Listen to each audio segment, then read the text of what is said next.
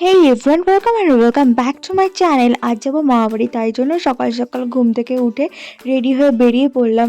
আর তারপর মামাবাড়ি এখানে চলেও এসেছি। আর এখানে না মাঝখানে ক্লিপিংসগুলো জাস্ট নেওয়া হয়নি। আর এখানে যে আমার ছোটোবেলার কত সুন্দর সুন্দর স্মৃতি আছে, জাস্ট বলার মতন না।